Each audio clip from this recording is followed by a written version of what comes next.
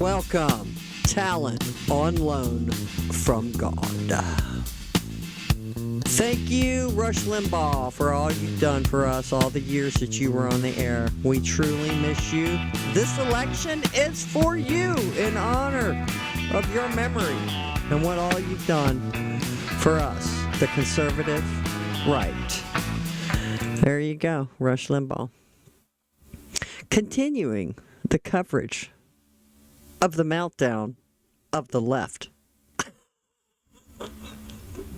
So, here we have, going to play a clip of the panel of with Joe Scarborough and his wife and some other pundits that are on this panel.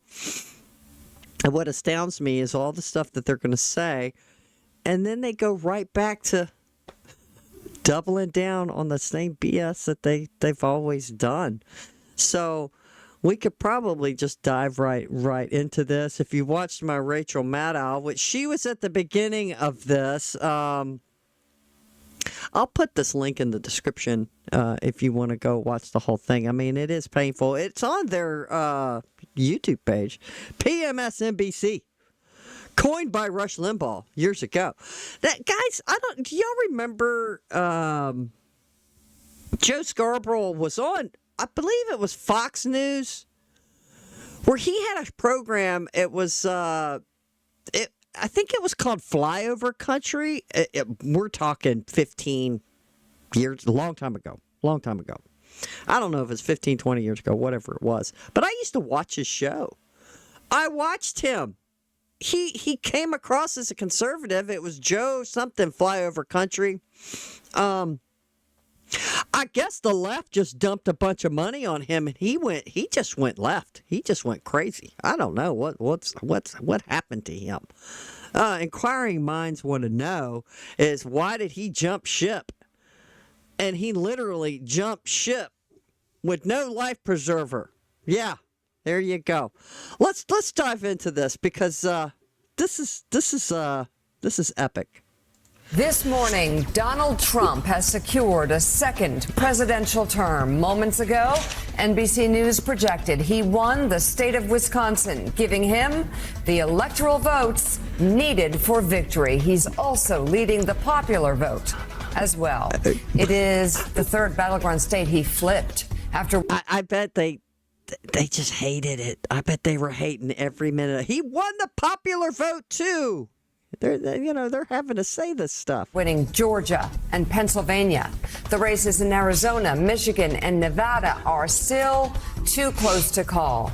Vice President Kamala Harris has not yet made a statement about the race. The crowd at her Howard University watch party was asked to go home shortly before 1 a.m. They'll just go home. Cedric Richmond, who is a co-chair of the Harris-Walz campaign, told attendees the vice president would not speak until later today.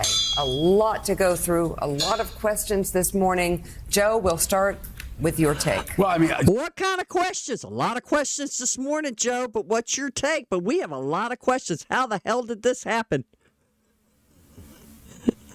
All right, listen to what Joe's got to say. So much to go through, so many questions. I came onto the set and Willie said, hey, by the way, because we were talking about the historic nature of this sweep. Yeah. And Willie said, do you know, he only lost Illinois by 4 points. 4 points. New Jersey by 5. I mean, That's you talk insane. about we had talked about a red wave 2 years ago that never materialized. This is I've got to say, this is the biggest red wave I've seen since Ronald Reagan's 49 state victory in 1984. They're hating this. They are hating this. Every Republican across the country improved. Donald Trump is on track to sweep the 7 battleground states. We still have 3 outstanding. We'll see how those go. But he did better almost everywhere. In every county where the hope from the Harris campaign was that she would make up ground on Joe Biden's suburbs. Donald Trump actually did better. We'll break down some of these numbers, but the gender gap was not nearly as wide as the Harris campaign needed to be, and Latino men came out in force for Donald Trump. Boy, what a huge difference that made.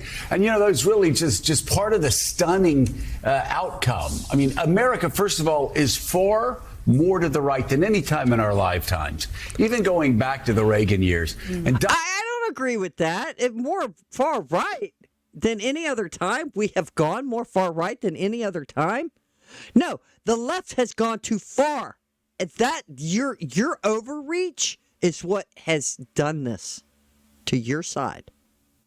And if y'all can't see that, like, you wanted too much too fast, because liberalism has just been thrown in our faces so blatantly in the media, in PMSNBC, all of the other big threes, and in our music, movies. You've been pushing this agenda down our throats for a long time, and we're just finally sick of it. We're finally sick of it. Like, whoa, what's going on here? Now, this administration came full force right out the gate and just started hammering their left agenda quickly. And I guess they wanted to do as much damage as they could as quickly as possible, which was their downfall. So I guess they need they need to probably, if they want to do this, I'm just going to say it. They need to go back and go, okay, we need to disguise what we're doing, and we need to slowly chip away and get back to where we were, so we can slowly dupe the American people like they'd been doing. And then this administration, like I said, went on steroids, left on steroids to try to push their agenda. And we were like, whoa, we're not ready for this. And I thank God that America is not ready to suppress our speech. It was too much too fast.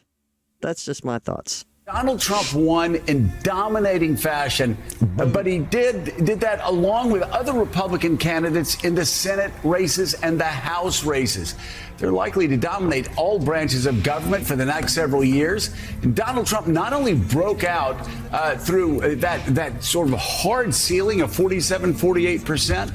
Think about this. He became only the second Republican to win a majority of the popular vote since 1988.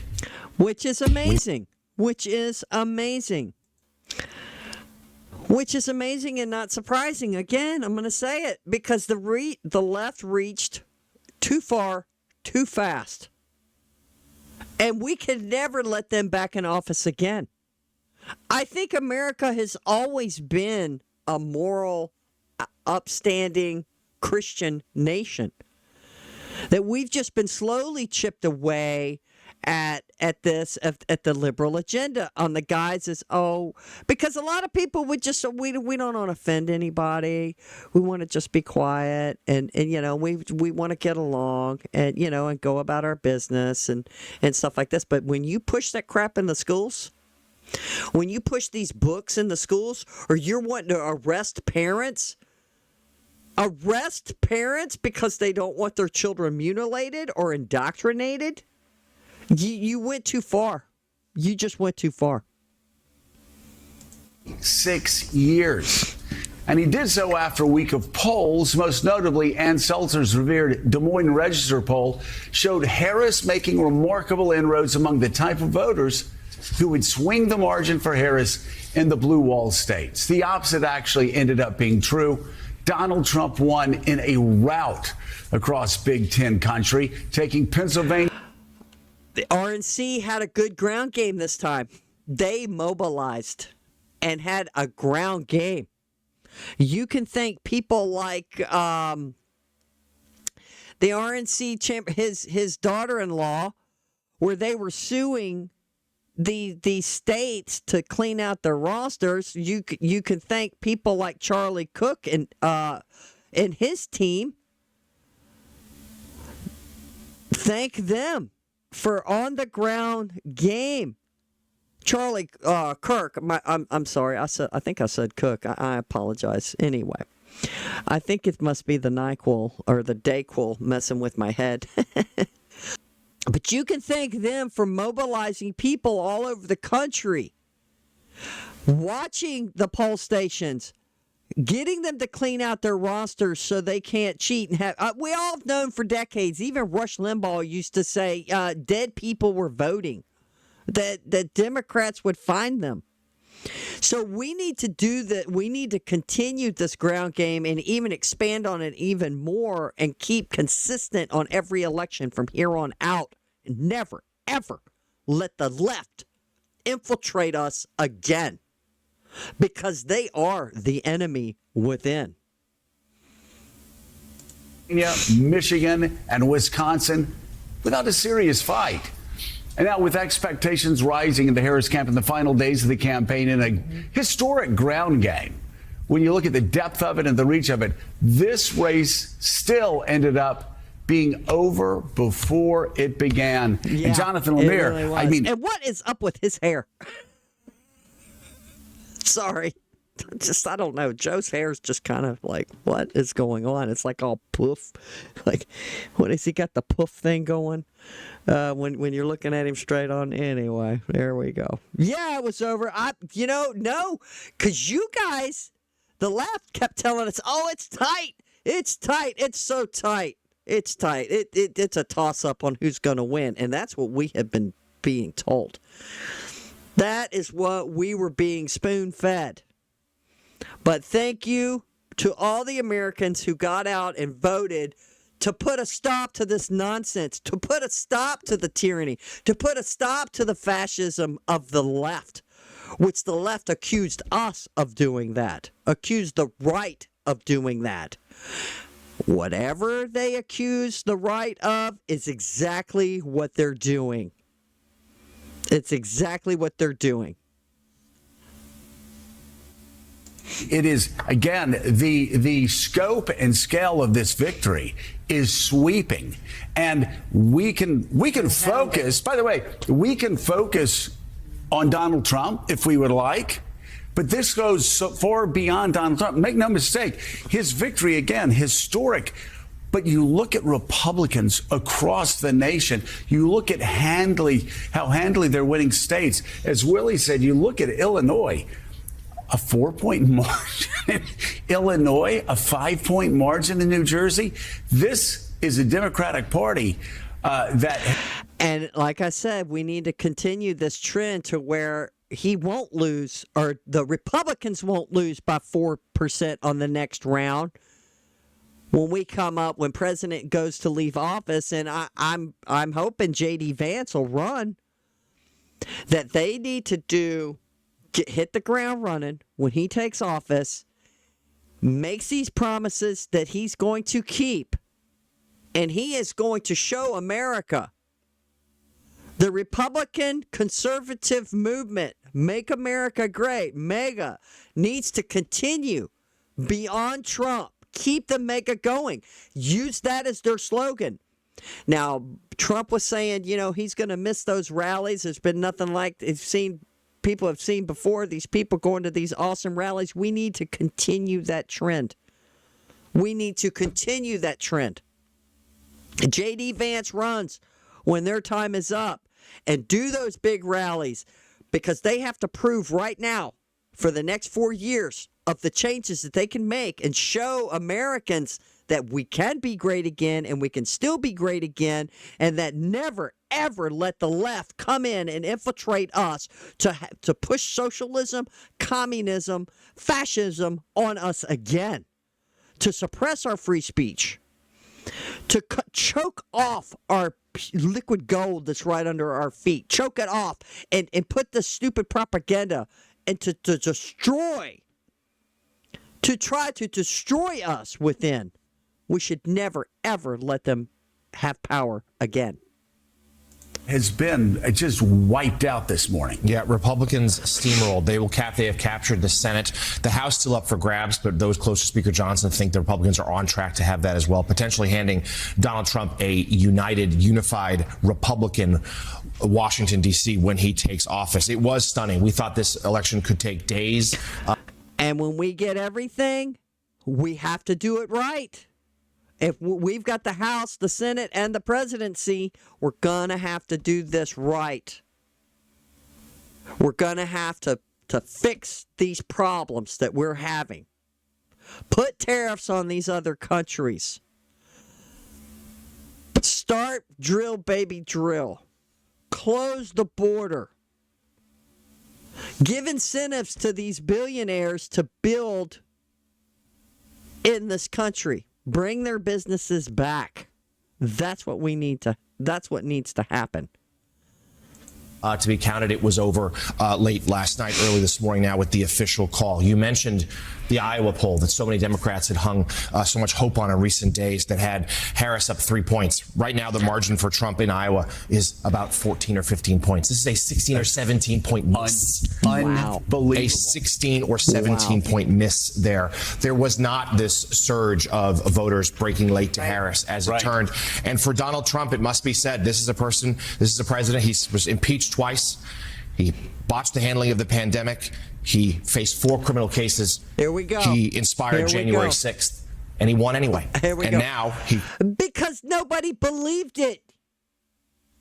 Only you guys pushed the January 6th so much. I was so sick of it. And then when y'all had those January 6th committee and y'all were broadcasting it live, it was pathetic. It was pathetic. It literally was pathetic. If you have just a smidgen of people who cause problems and then you just blanket it on one person and says that everybody was sick of it and they knew it wasn't true because they don't believe y'all. And then you, the left, are the ones who tried to impeach him twice. Y'all are the ones that are insane. Oh, he says, and he did all this and he still got elected? Yeah, because nobody believes you. Believes the left. This is why. They just kill me. will return to office with few guardrails internally, encouragement from Moscow and other foreign adversaries, and a Supreme Court that has said that his power is largely unchecked. Well, I've got to say, all president, and that's going to be for any president. So if one of their people, a left turd, got in there, they're going to have the same immunity as him. I'm going to keep saying it till the cows come home. Never, ever, America, let the left get in office again. Never, ever. Because they will destroy us. Historians will look back at those trials over the past summer, John Heilman, where he was sitting in there, and it certainly fed into his victimhood. And that will be seen. Those trials where he's sitting in court all day will be seen as an as-kind contribution for Donald Trump, because there is no doubt those trials this summer were a defining moment in this campaign. Yeah. Because you guys doing this and pushing this agenda to try to destroy your political opponent, American people, it just made Trump way more popular because we knew it was BS. He didn't do nothing wrong. And y'all used the full arm of the law, the judicial system, to destroy a political opponent. And this is dangerous. Look. If there was a legitimate reason, Biden should have never been president for what he did when he was vice president, which came out later. You had the laptops. You had him coercing and bribing people. So y'all didn't go after that. No, you suppressed a lot of that during the 2020 election cycle. This is ridiculous. If history does anything and looks back on it and saying this was a dangerous precedent for us to do this, for the left to do this, and the people stood up and said, no, we're not buying it. We are not buying it. And defining not in the way that obviously a lot of opponents of Donald Trump hope they would be. There will still be, I think historians will be grappling with a lot of questions going forward, including the question of how someone who is a convicted, first ever convicted criminal convictions against a former president could win in this fashion. And I think, we've all... Because we felt like the courts that he was in New York and in liberal cities like Georgia, in Atlanta, I believe they were in Atlanta, They were stacked against him. It was stacked against him. So we didn't believe it. We didn't believe these judges, these left-wing judges who allowed a lot of this stupid evidence to get in, suppressed a lot of the evidence. So this is what historians are going to be writing. Sat here. That American people didn't feel like he's a convicted felon, so we can't elect him, because we didn't believe it. That's the point. And talked about the extraordinarily, for a lot of people, extraordinarily offensive performance of Donald Trump in these last 2 weeks. The things that he did and said seemed like he was, we literally just sitting here the last few days ago. I'm like, how can this man, the way he's performing in the closing days of this campaign, how can this guy get elected? He seems like he doesn't want to get elected. Oh my God. What was Kamala doing? Well, she had Oprah up.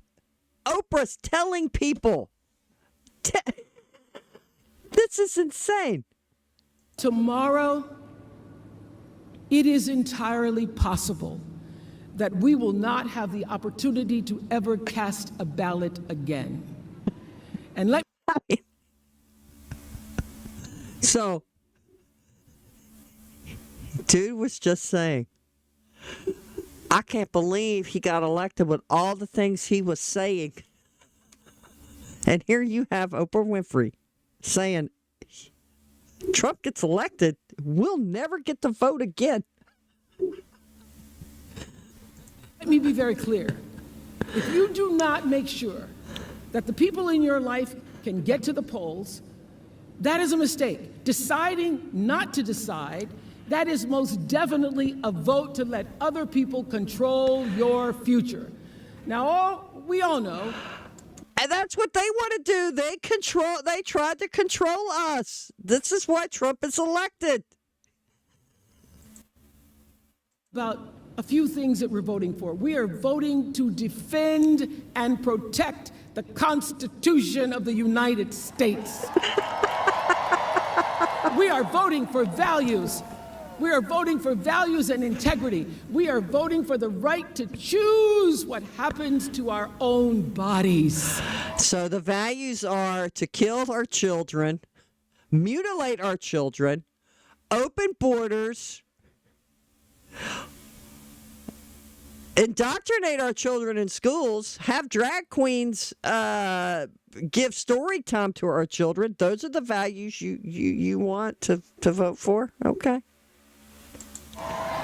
We are voting to save ourselves from this precipice of danger where we now stand. All the anxiety and the fear you're feeling that because you sense the danger, and you change that with your vote. We are voting for healing over hate.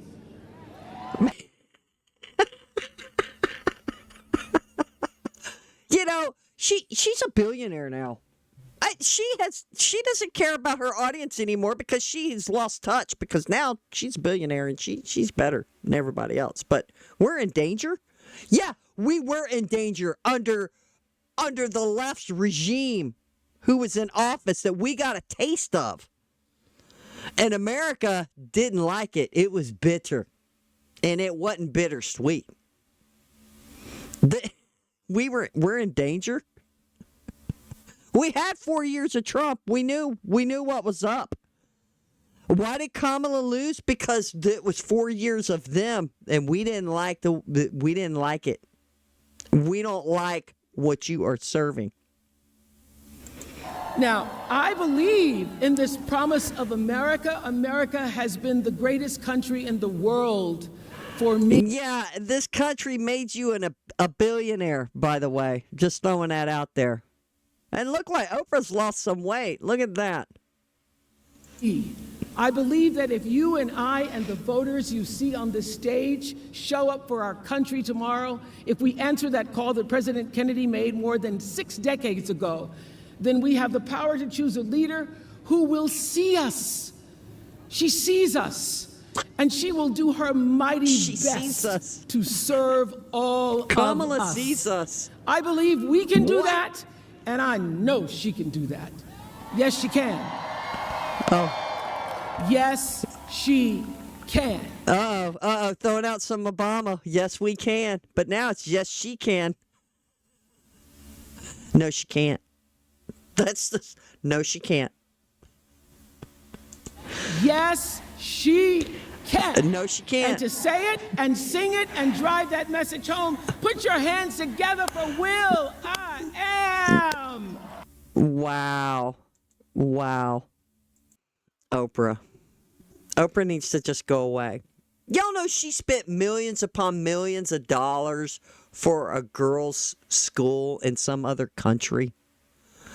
If she loved America, why are we not seeing stories of her doing that? Having a private school that the minorities could go to, that she would pay for them to go and give them a good education, clean up their city. Oh no. She's a left-wing libtard that hates America. I don't understand it, but there you go. The things performing, miming oral sex on a microphone stand, and all the rest of it. The enemy within, the various things that provoke John Kelly to come out. Yeah, you guys are the enemy within. I agree. You infiltrated us. Saul Alinsky's handbook, Rules for Radicals. How do you destroy? You destroy from within. And y'all are using that playbook. You just turned it back around. I'm telling you, whatever they say the right is doing is exactly what they're doing. It's insane. And say the things he said. All of that stuff, in the end, didn't matter. And I think one of the things that didn't matter enough to keep him from performing better in this election than he has performed in any of the prior ones. That will be a question for psychologists, sociologists, historians, political scientists for a long time. Right. Because I think for a lot of people in the country, it is unthinkable that Donald Trump, this could be the one that he could improve his performance from the past. But he did. And I think the other question we now are going to be grappling with, that's quite clear. I have to stop him. They need to see psychiatrists and talk to psychiatrists to see why the American people did this. Because we don't want open borders. We don't want our children mutilated. We don't want woke. We want free speech. Are you people insane? Why would you say this? What did Trump ran on an agenda that America wants to make America great. Who doesn't want to make America great? It's the left. Does not want to make America great. Somebody'd say, oh, yeah, it's a brilliant campaign. It is. But the essence of it is what is phenomenal. And he's going to sit there and say we need to do a study and figure out why the people didn't vote against him because all of these things happened to him. It's because y'all did this to him. Because y'all feared him. Because he wanted to dismantle what y'all are doing. Is we have had consistent polling that has had this race effectively a tie. I'm looking here at the polling, the end polling averages, where Donald Trump in a lot of these states was at 47, 48, consistent with the notion that he had this ceiling. That he had never been above 47% before. Right. It looks like there's going to be in these battleground states about a 3-point polling miss in aggregate again, as there was a 4-point polling miss in aggregate in 2020, and there was a 3.5-point polling miss in 2016. The polling industry right now, public and private, has now in 3 successive elections missed Donald Trump's support in America by substantial numbers. And I will say, I think it's because people didn't want to tell to talk about who they were going to vote for. So the polling was off. Joe Scarborough, y'all probably saw the clip of him going, well, I knew some families that their children didn't want to speak up in class because they're afraid they'd get shut down. And this is in the colleges and in high schools and this kind of thing. And I think this reflected what he said. There's truth to that. But there's reasons behind that. It's because this administration and the left had made people feel that way. Because all of a sudden you're going to get attacked that you're a homophobe, you're a racist, or whatever. They just start hurling insults at you, slurring insults at you because you're on the right and you're a Christian. There was this propaganda push agenda.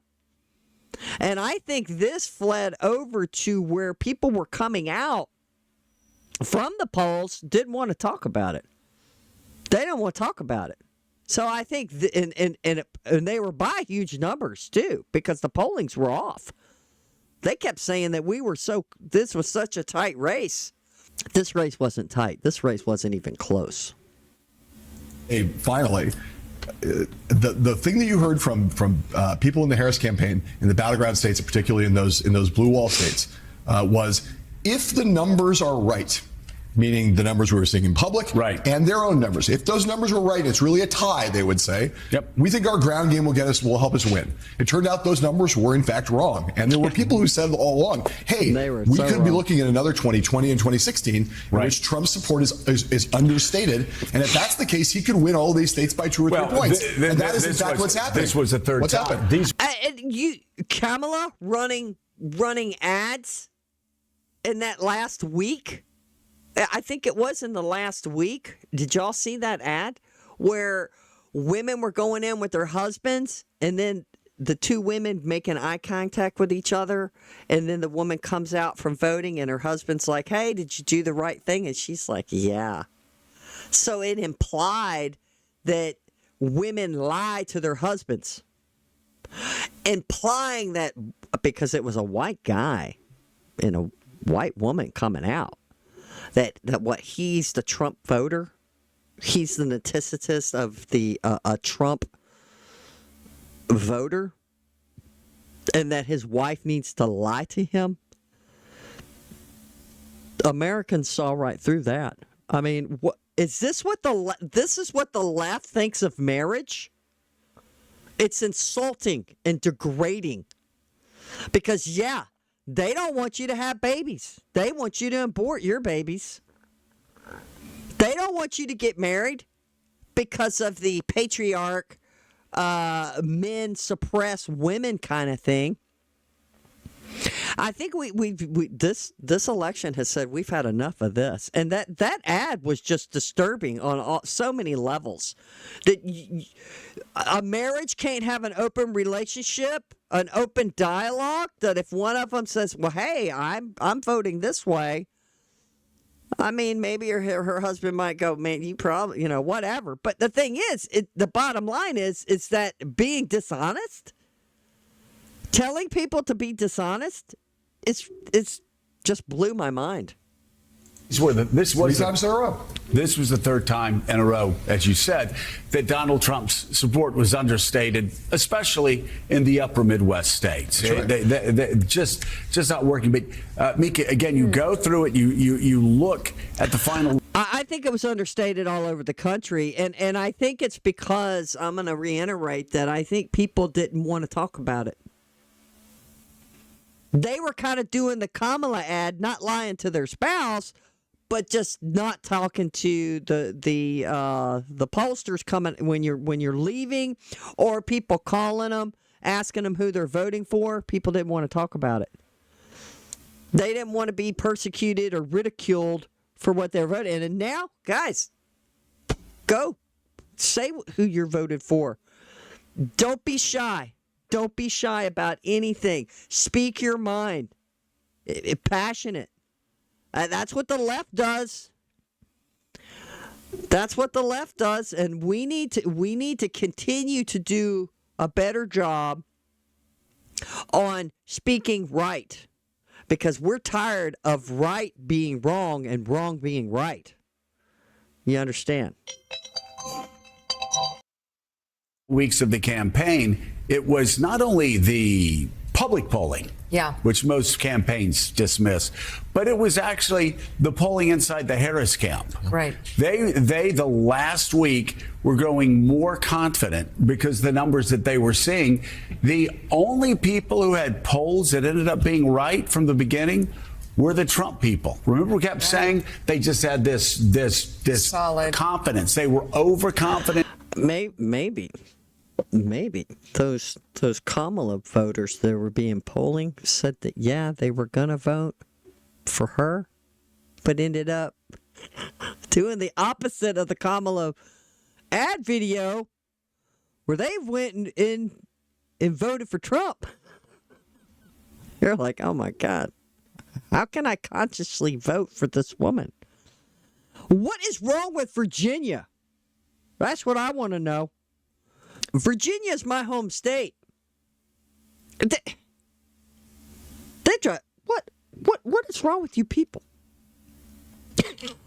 What's wrong with any of you people who did vote for Kamala? I am so sorry that y'all have been brainwashed and you're blind. I mean, come on. Did y'all not even watch any of her rallies? Did you not even watch and listen to what interviews she did do? It's insane to me. I watched the interviews. I listened to some of her rallies because it was painful. It was painful because she had nothing. It was like they were the party of death. All they did was push abortion. And I think they just, maybe that's what alienated them. They keep talking about freedom. We're the party of joy. What the hell? It was ridiculous. And their numbers weren't matching the. I tell you what, whoever was over her campaign, they're so fired. Because I don't know. I'm just saying, like, well, what does Trump and them tout the party of common sense? Because you know what? A lot of people don't have common sense, but you would think that they were paying these people millions of dollars to help run her campaign. Who the hell was writing her speeches? Who was on her team when she would go and talk? All they did was copy and paste when she had that website up. All they did was copy and paste Biden's policies. She couldn't get away from it. She couldn't get away from running under Biden. You've been in office for 3.5 years and y'all have done nothing, and now you're going to tell us you're turning the page? Turning the page from what?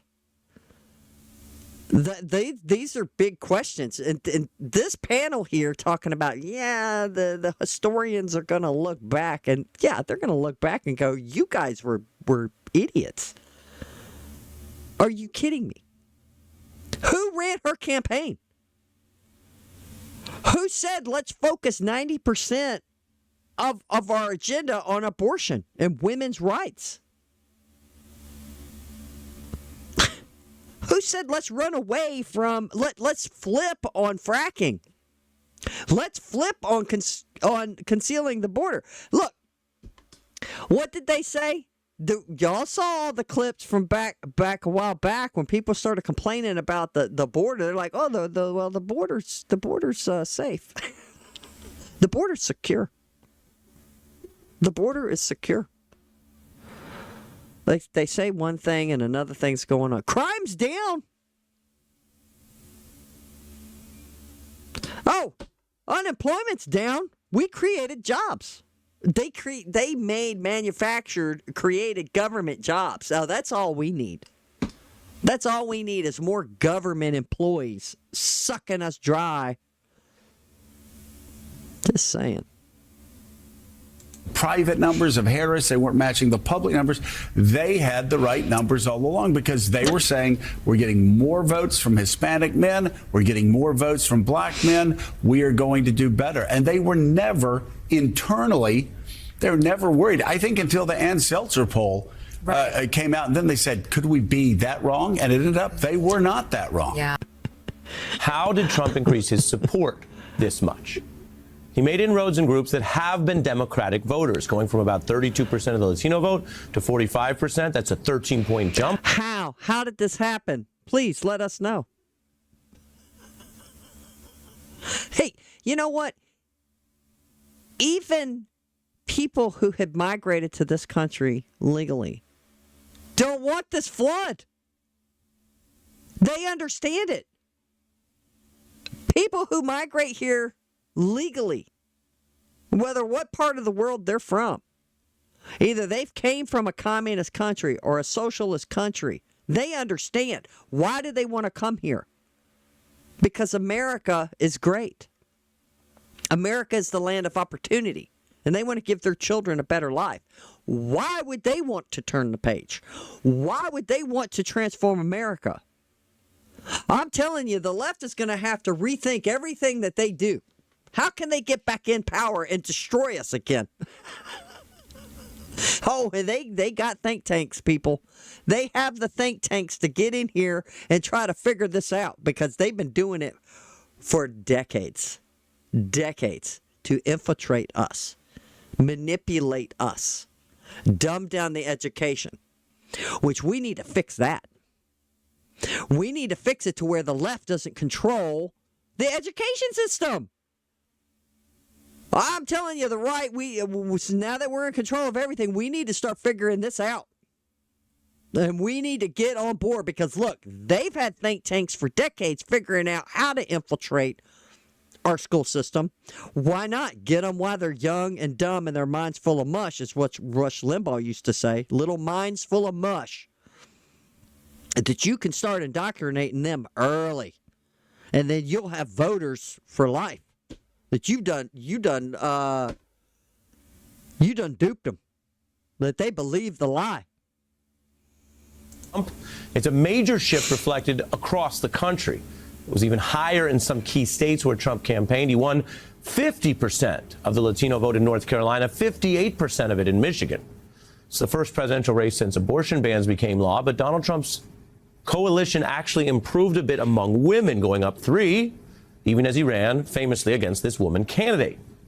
Trump is now the oldest candidate to win the White House, yet he intensely and repeatedly targeted young men and newer, younger mediums like digital media and podcasts. And he cut into the typical youth support that Democrats enjoy. Hey, she tried. She tried, but epic fail. Plus, she didn't do Joe Rogan. She did not get on. Joe Rogan offered for her to come on. She tried some of this media. She just couldn't talk to people. They picked a bad candidate. I don't know why. Who the hell picked her? I don't even understand. They had to know. I'm not saying the powers that be on the left are smart people. They are smart people. They know what they want. They want to destroy America. They want to transform it. They want to change it. And a lot of us a lot of people thought, well, no, that can't be possible.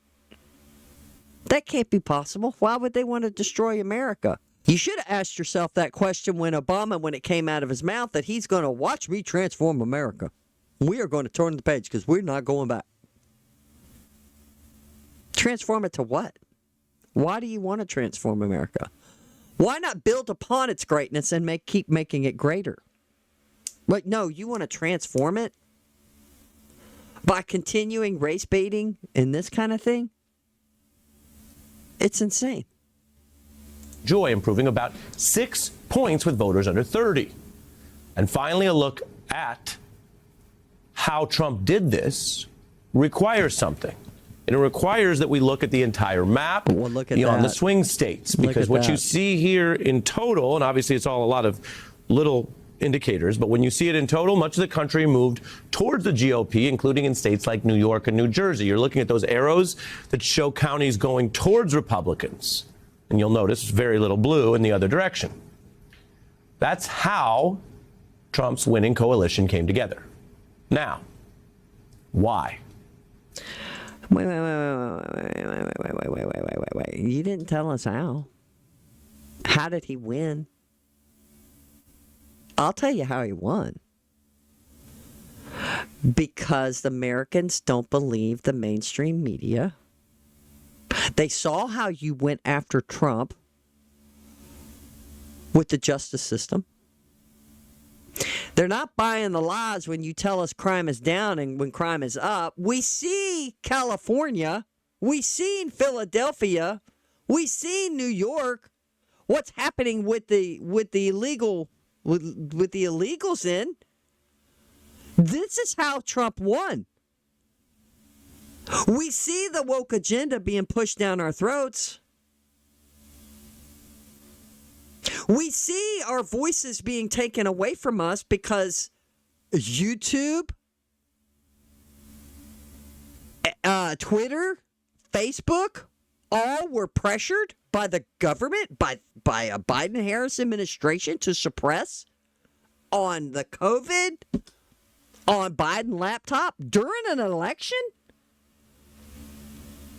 They took away Trump's accounts. He had millions upon millions upon millions of followers on all of these accounts. On Twitter, on Facebook, they blocked him. That is suppression of free speech. This is how he won. And you guys are just mind-boggling me. Like, are you kidding? Why did he win those and other groups over? The answer matters for understanding reality, as reality really is. And in politics, the answers that people embrace matter a lot because they shape power and how others respond for even years to come. If everyone thinks a candidate won because his closing message denigrated Puerto Rico or because he acted bizarre on stage, then other candidates, notice the comparison here, will mimic that as a winning strategy, just as Trump's red MAGA style is echoed right down to the red tie by his political wannabes. So America has spoken, but yet he's still degrading Trump. He's still degrading him. Everything he just said right there. It's like it was a comedian that said something about Puerto Rico. And you know what? A lot of Puerto Ricans are like, I'm glad he said it because now it brought attention to the garbage that's in Puerto Rico. And nobody knew about it because you, the left-wing media, did never say nothing. Sometimes it takes comedians to bring things out and bring things to attention. And everybody's like, whoa. So, yeah, maybe he shouldn't have said a lot of things that he said, but when he said that, it brought attention to the problem, which was a good thing. So politicians often claim any victory is a mandate for their entire agenda. Yes. Then the actual governing begins, and some things are harder to enact than others. So why did Trump win this election? I just told you why the answers to that matter, but why did he win based on what voters did and said? Many voters said their top issue was the economy. It came second only to democracy, which of course was Harris's closing message, and it handily beat abortion, as you see here in the new numbers. Abortion was a vital issue for many, but it did not eclipse high prices and economic disruptions. And in a race that ran... And they put all their eggs in the basket on that abortion. Kamala did. It was just stupid. About 50 to 47, so pretty divided. Take a look at this. 68% of voters came together on the view that this economy is poor or not so good. When you take the political question... They had to throw in not so good. Not so good? It was terrible. People paying $7, $8 for a dozen of eggs, which used to cost, what, $1.50? $2, if that, for a dozen eggs? These people drive me crazy. Republicans first used against a one-term Democrat, you might remember. Are you better off than you were 4 years ago? Trump asked that a lot.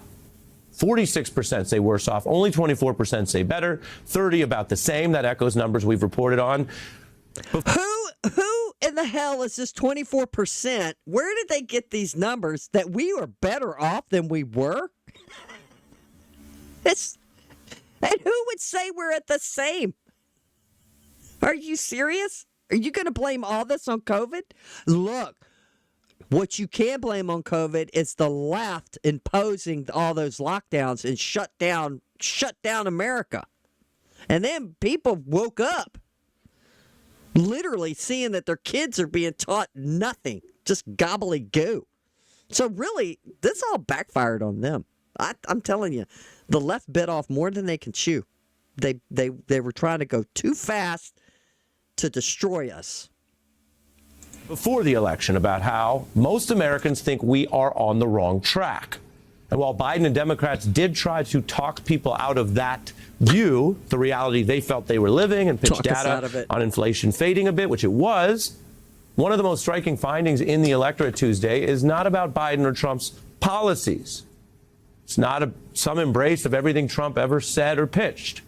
It's an electorate reeling from the hardship of high prices and inflation to a degree that many elites may not have experienced personally or always treated as a top issue. In just the last year, so not going all the way back to COVID or 2 years ago, in the last year alone, a majority said inflation caused them hardship, 22% saying severe. If you put that together in the numbers, as we discussed in our breaking election coverage on Tuesday night, 75% of voters feel that recent hardship from inflation. And Trump won those voters. He won those. Yeah, because Kamala couldn't pull a Bill Clinton and say, I feel your pain. I feel your pain. It's insane. No, because Kamala Harris and Biden's administration caused this. Those who said they faced severe hardship by 50 points. This trend goes well beyond the United States or Donald Trump. Voters have been booting incumbent politicians over exactly this issue, economic pain after COVID, around the world. This went on in what you could call inflation elections in democracies ranging from UK to Poland to Argentina to India to South Korea to South Africa. This has been a thing that has been well known in many places that have no Trump. So if you listen to the voters, that's the largest overriding reason. If you listen to past elections, it's an iron law of politics that incumbents are most likely to lose when the economy is bad. Duh. And there's a reason the most famous political saying in American politics still remains, it's the economy, stupid, from our friend James Carbo. Those trends suggest some reasons why voters who've long disliked Trump could pick him over the incumbent party's vice president. There are people across ideologies who have come together on backing the tenets of just trying to maintain in the United States the nonpartisan goal of the type of society that Trump has defiantly opposed. Democracy, human rights, and some basic respect for fellow citizens.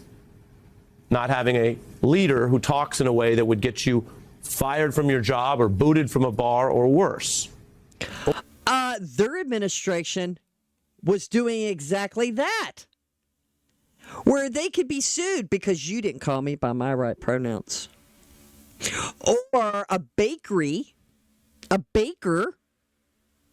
went through several years, which they were ended up finding not guilty, but it ruined their life. It disrupted their life because they didn't want to bake a cake for a gay couple.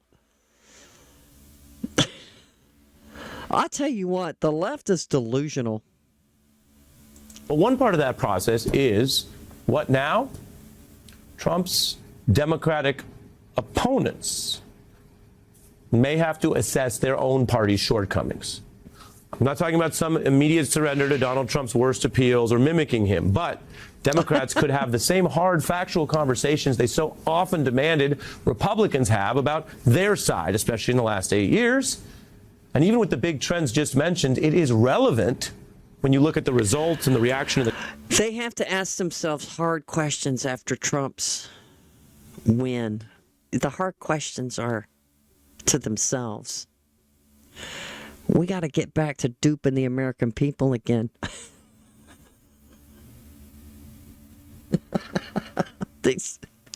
We got to ask ourselves hard questions. How did we lose this? Well, we're idiots for putting Kamala in there. We're idiots for whoever was in charge of her campaign, spending millions upon millions of dollars. I mean, she had so much money.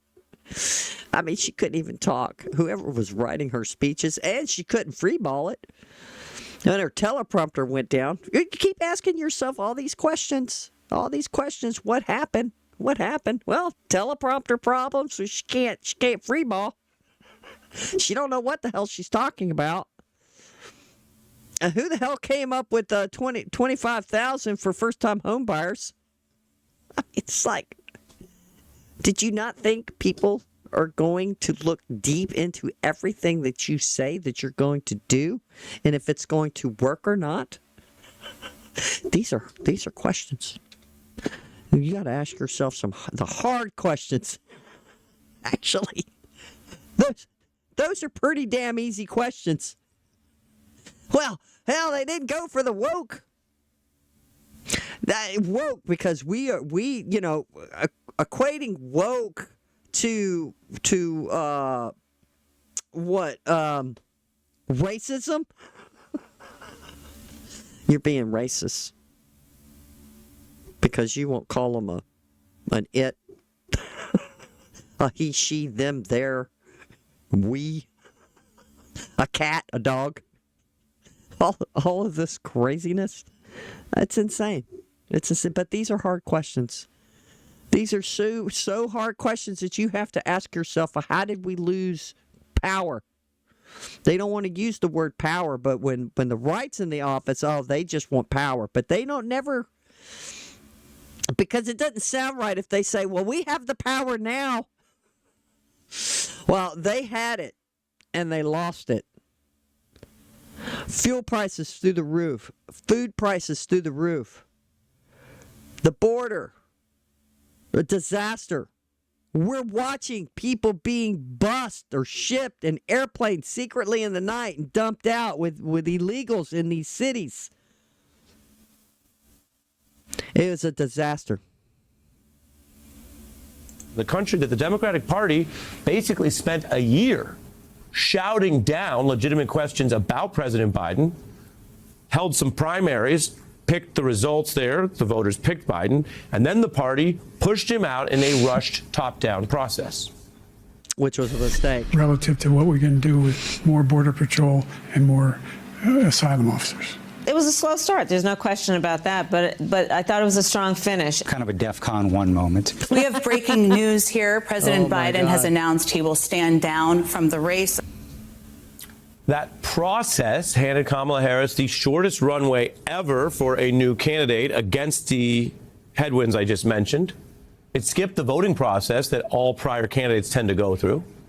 Democrats. Do you think if that happened on our end, that we skipped the voting process, that they would be screaming, this is illegitimate. You're an illegitimate candidate because you skipped the voting process. This is not democracy.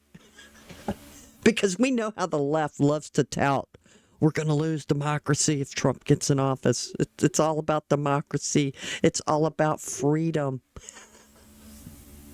Again, they say the opposite of what they mean because they literally do it. It's hysterical. It really is.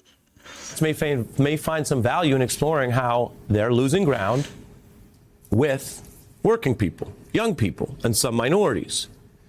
And even beyond the incumbent trends I mentioned, for those surprised that there is this MAGA plan and argument out there, surprised by how it sounds and what they're pitching and how it evolved and where it had appeal, well, that may come from ignoring people and information that was available.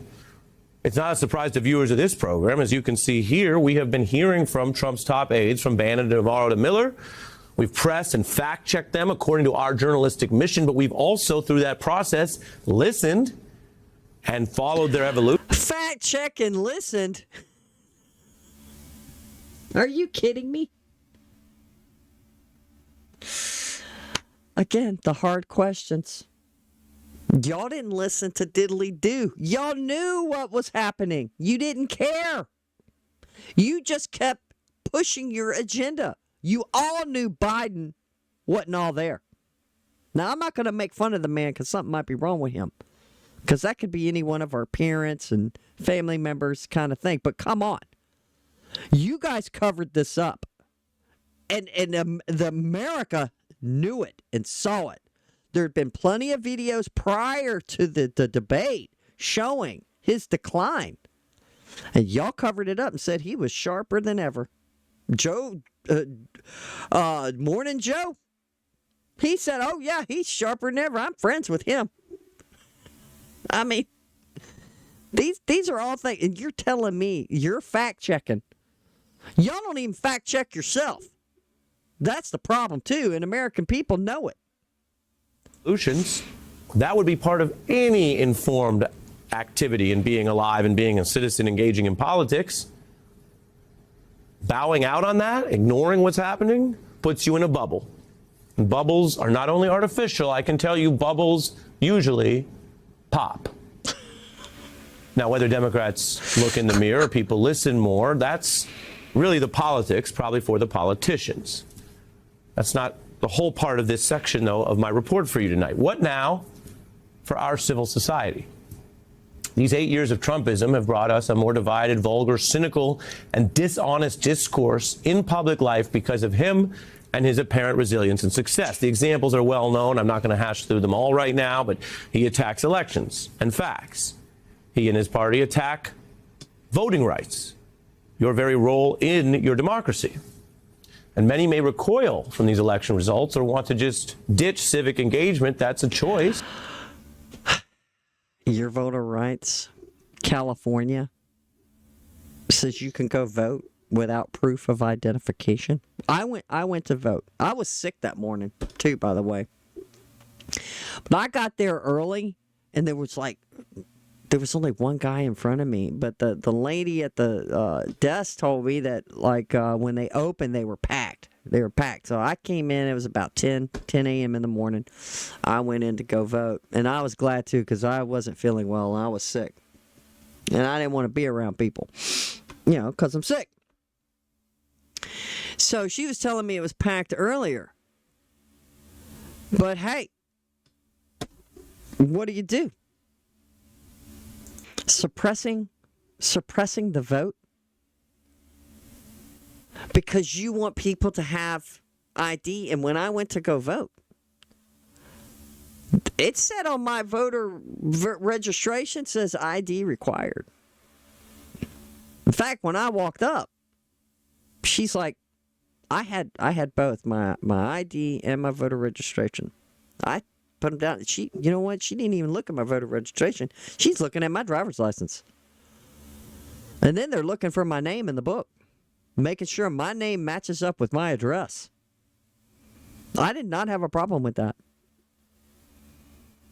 So the left wants you to think, and I think the American people didn't buy that lie either. They think it's absurd. Just let anybody vote? We want to let felons vote? People in prisons vote?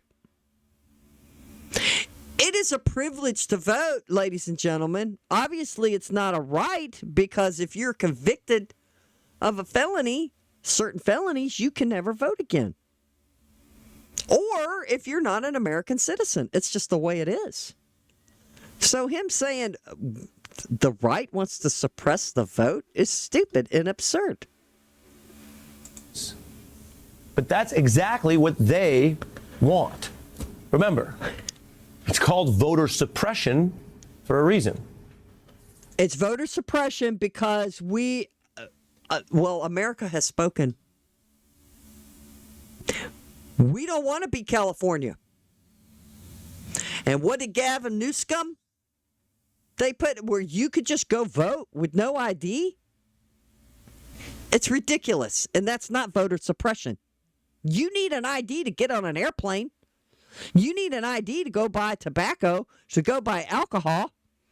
You need an ID to get a passport. So what? If you're going to say no ID to vote, which voting is huge, hugely important to the American process. And they're going to. I'm just saying the American people didn't buy it, and most Americans feel like you need to ask me for my ID. You need to ask me for my ID. That is not voter suppression. That's just common sense. Abandoning ship may save you, but it probably won't save the ship.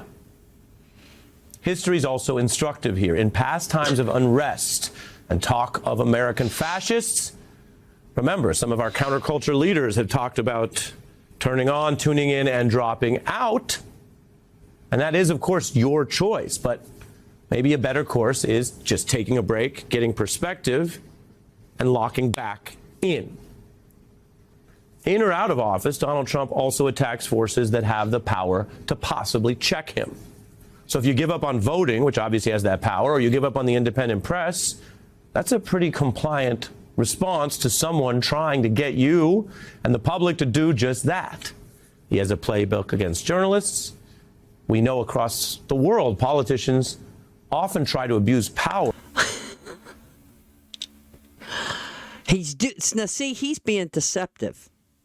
The only reason why Trump is going to sue them is because it's election interference. There's a reason behind his madness. It's election interference. If she's going to give an answer, they don't need to be doctoring it up to make her sound better or smarter, which she didn't anyway. Plus, we all know, and we've known it, and I've known it for a long time, years. Not just because Donald Trump said it, it's that I don't trust the media. I don't trust what you spoon feed us. And there's good reasons why not to. Y'all are so biased and so far left, it's blatantly obvious. So, and you continue to double down. You just continue to double down. Y'all don't want to admit to nothing. Or against journalists, dissidents, artists with independence and with followings because they matter. And think about it. It's especially true when an opposition, meaning fact-checking, accountability, independent information, when it's rooted in facts or independence, it's especially powerful because it's different than the political opponents who can often be dismissed as simply competing for power. That is so hypocritical. They don't fact-check their own crap. It's wow. Power of their own. We also have guardrails in terms of what now. Sometimes it's voters. Sometimes it's the law. I'm not sugarcoating history that we lived through. Donald Trump did exploit loopholes well known to many about our legal systems, that the rich and the powerful can evade laws that still bind others, that they get all kinds of special treatment, and then his Supreme Court also granted him a new set of powers he may now test. But that's only part of the story. He also was repeatedly blocked from abusing power, courts stopping his travel ban in its tracks, as you may remember. And when Trump did plunge into now proven convicted criminal plots, even though, yes, he was able to evade much for himself, his top aides were definitely held accountable, prosecuted, some imprisoned, as you see here, this very year.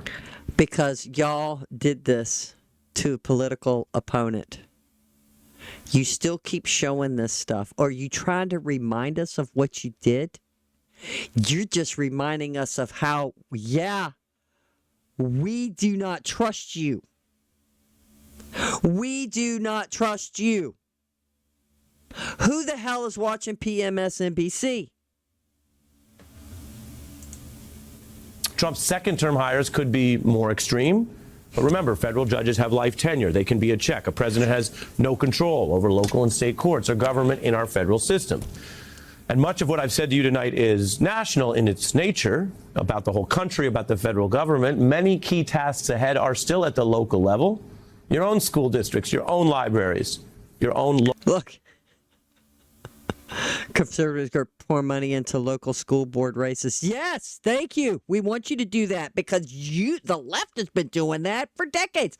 George Soros built and funded colleges, give them millions of dollars to promote a leftist wing agenda courses.